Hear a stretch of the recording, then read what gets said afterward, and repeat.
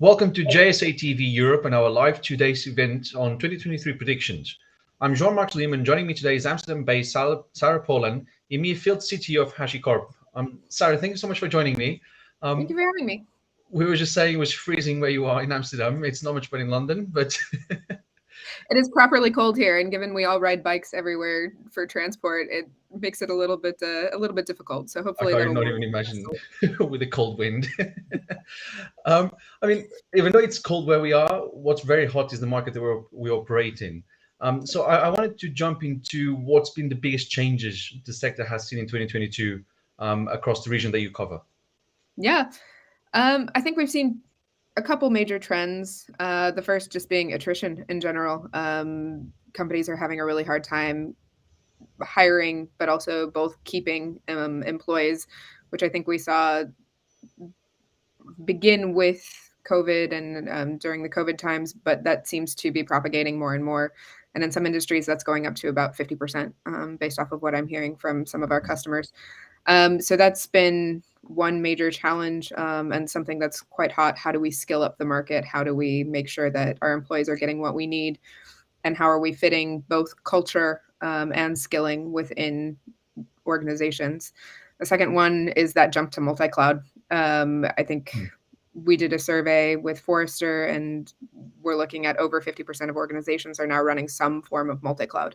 So in combination with that attrition, how are you managing the scalability of multiple clouds and the skills that are required to maintain both clouds, which then brings us into the security side of things. Security's super hot topic. I think will remain a very hot topic, especially given some of the breaches that we've seen more recently. So how do we get some of those skills then into the security market? And how do we change kind of our perspective on how are all of these things coming together? And then 5G. I think 5G has actually done a lot for the market in terms of what are we looking at. So previously, it was really about a combination of virtualization and physical. But as 5G starts taking off and really starts driving the market and what is going on in terms of architecture and requirements, particularly in terms of latency, this virtualization is going to become much more complex. And we'll be looking at containers, serverless, all of these things, all of these edge computing devices. They're really going to start taking off, I think. And we're already seeing some of that happening. It's very, I mean, there's so much to pick and choose from what you just said, because everything you said is basically just going to open so many new use cases that we've never even thought about in the past. I mean, everything you said, it's basically also, you can also fit it into a prediction for next year. But if you had to choose one, as in a big thing that you expect to happen next year, what do you think it will be? I think security is going to continue to be a very hot topic, because what we're having to do is adjust what we've previously done and how we've looked at security. So if you look at what has been addressed previously and how we've dealt with security controls from a technology standpoint, a lot of that has been managed through IP addresses. And because of all of these changes in the market, things like, the 5G, the virtualization, multi-cloud, we can't really pin those security controls anymore to those IP addresses, which means we really have to start turning things on its head. And how do we start leveraging that? At the same time, we need to make sure that we're securing the networks that kind of link all of these different things and drive those via identity.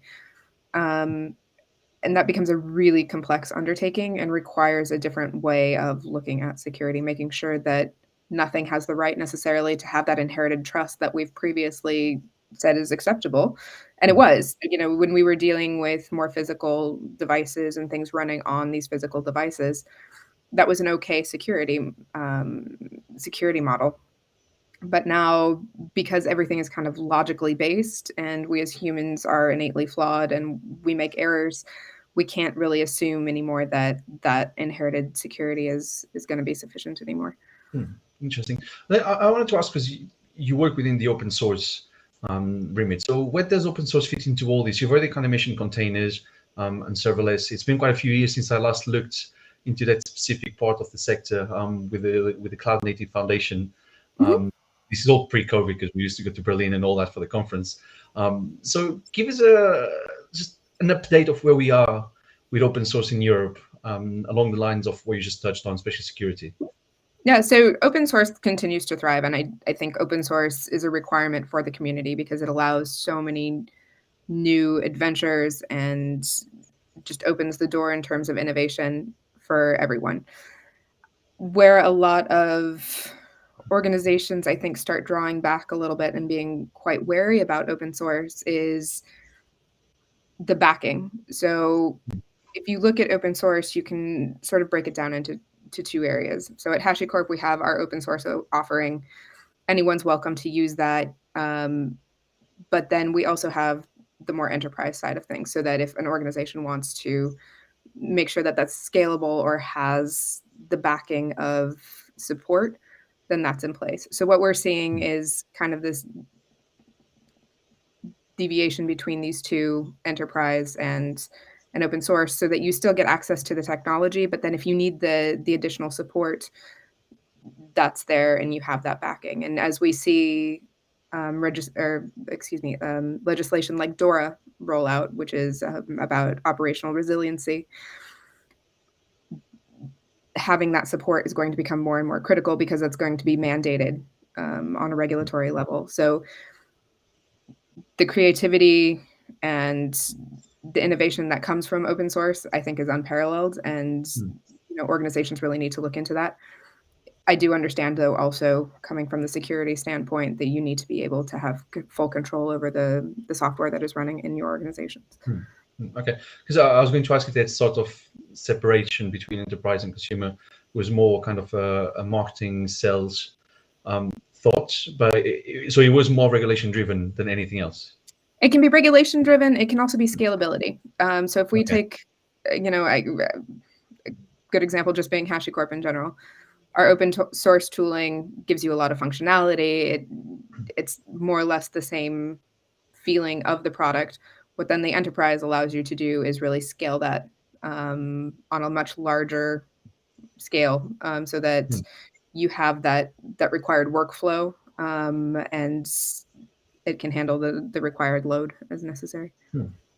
Okay, so if we look into what HashiCorp is going to be doing in 2023, so of course I'm sure you're going to be building on a lot of what you just said, but what will be the main 3 things you're going to be pushing out to the market, and even region-wise as well? If there's going to be any specifics to different parts within the region you're going to be operating with? Yeah. So one thing just being this idea of zero trust and the zero trust security. How do you make sure that you can secure with reasonable parameters your workloads, make sure that you aren't trusting anything, but then everything is authenticated and identity driven. And I think that's something largely the market is responding to across the board.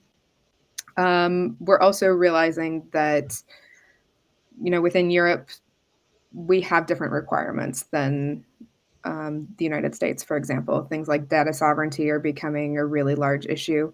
So making sure that we have that in place so that the security side is fully responded to, and making sure that there's the ease of operability there as well, so that you're ensuring that you have that iteration speed, that you can enable high performing teams essentially, without the cognitive load that's kind of associated with that. So really trying to pull that all together and make sure that teams have access to all of these tools. Interesting. Just quickly picking up on the data sovereignty point, because part of the audience will be very American, so I think it'd be quite interesting for them to understand a bit that. Sorry, the sun is really coming through now. I can't see you anymore. This is just the sun now. Right? I was going to ask, in the old days before GDPR started, everything was getting a little bit messy because each country was doing their own thing. There was another regulation, I can't remember the name now actually, but then GDPR came in. It was meant to standardize everything across the block. But we seem to be now not only have that, but each country seems to be also starting to go back and look into their own national legislations. Where are we with all this and the sovereign clouds, Germany and France being 2 big countries doing that? Just give us a general overview of what data sovereignty is within Europe. Yeah, so there are different levels of required data sovereignty. I think the biggest divide we see and the largest concern that we see, especially as we're dealing with some multinational companies and companies that have presence within several countries within Europe, is really the European data sovereignty. There are a couple legislations and regulations that have come out of the US, which make it, in theory, possible for the US government to then gain access or knowledge over data which is residing even in Europe, contrary to popular belief. And now that we've seen things like Schrems 2 with the US and EU shield, which has fallen, that's really called into question a lot more. What is actually possible? And there's a lot of uncertainty there because there's not a whole lot of jurisprudence. On the flip side, we're also seeing, like you said, countries like Germany, France, say that that data actually has to remain within their own specified countries. And that really has a large impact, particularly for things like public sector. It would be the equivalent of making sure that in the United States, you don't want government information then, floating out to a different country where, in theory, there could be some political blowback. So the question then becomes, how do you balance all of that? Because on a certain level, managing all of that is extremely difficult, especially if you're using something like public cloud. And there's a lot of value to public cloud. So how do you balance that risk? And where does that risk fall as well? And that's becoming quite a hot topic here within Europe as well. Okay, interesting. And then, Sarah, so if people want to learn more about HashiCorp and reach out, and maybe just delve into that topic of data sovereignty and regulation, because they can go on for many days and weeks and years, if anything. How can they reach out? Well, so for HashiCorp in and of itself, if you want to check out some of our tooling, HashiCorp.com is a great place to start to see what we have available in our portfolio. My absolute favorite thing I have to confess is Armin, who's one of our co-founders, and Mitchell as well, have some amazing videos up on YouTube, just about what are secrets management, what are some of these key problems that we're trying to solve, how HashiCorp began, even. So if you just go onto YouTube and Google Armin Dadgar or Mitchell Hashimoto, you'll come up with some really great stuff there. And then if you want to start getting a little bit more hands-on, either the HCP platform, which is the cloud-based platform where you can start experimenting with some of these tools that are already spun up in a cloud environment, or conversely, learn.hashicorp.com. That'll give you an idea of some of the use cases that we're trying to solve, and give you some step-by-step tutorials as well. I love the YouTube element, because so often people forget YouTube is the second largest search engine in the world. The first one being Google, and YouTube is owned by Google. So for sure. And I know that a lot of organizations now are really heavily relying on YouTube for things like tutorials and learning just across the board. That's where you get all your information. And then last question, I promise. If you had to describe how you feel about next year in one word, what word would you choose?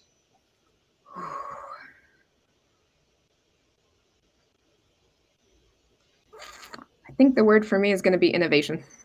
Okay. I think next year is all about how do we spin things to our advantage and look at things a little bit differently. Okay, interesting. I'm curious to see what's going to come out by the end of 2023. Me too. Sarah, Polan, thanks so much for talking to me. And Absolutely. To our viewers, thank you for tuning into JSA TV Live. Don't forget to check our social channels for more content. Until next time, happy networking. Thanks so much. Thank you.